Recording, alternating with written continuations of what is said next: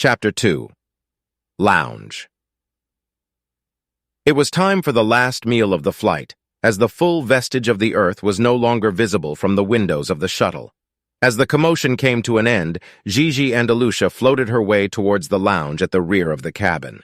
The young man seated next to Kenneth glanced over at the girl as if to make eye contact, but didn't feign as much interest in her as the other men did. That fact alone likely attracted her attention.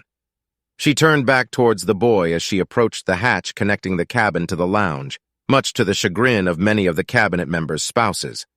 The wives of the older men followed her with their scornful, prying eyes. "Those are adults for you." As Gigi looked at the young man, she swallowed her urge to spit at them for their crude and opinionated glares. Gigi was well aware of her position. The truth was, she felt intense gratification in having herself in this kind of situation. "Your husbands will all come to the lounge anyways," she thought as she floated towards the computer game area inside the lounge.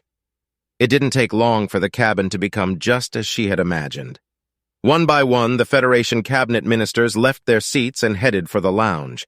Their wives, meanwhile, quietly gathered in the center of the cabin and boisterously gossiped about Gigi.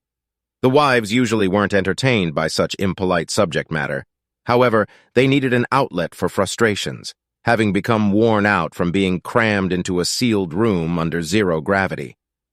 "Isn't that girl's name a little lewd? I just wonder." "You know, I've thought that for a long time. The issue of why men chase after young and immature girls is one of those eternal philosophical problems. Are they trying to be modest just because we're around?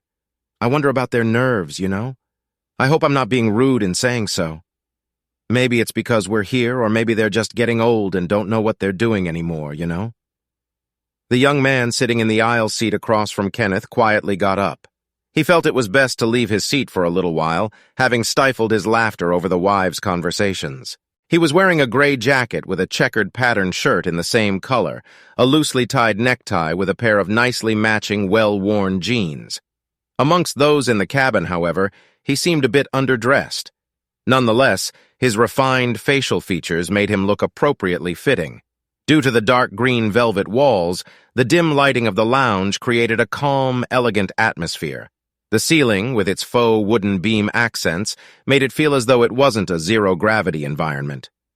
"How extravagant," he said, sighing as he went up to the counter to the left of the entrance. "What can I get for you?"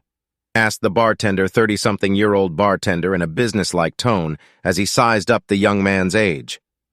"Would you clock me if I told you warm milk?" "No, not at all. Is that what you really want?" "No, my bad. I'll take a wild turkey on the rocks." "Coming right up," replied the bartender, giving him a faint smile. Though primarily the ship's purser, he was working behind the counter this time.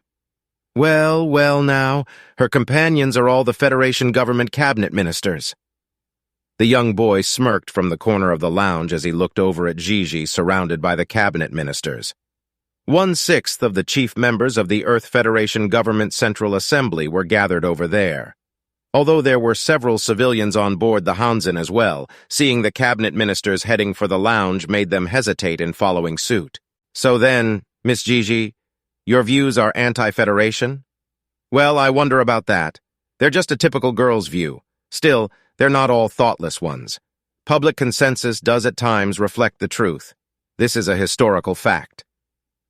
The smile on the young man's slender face never vanished as he picked up on Gigi's naive logic.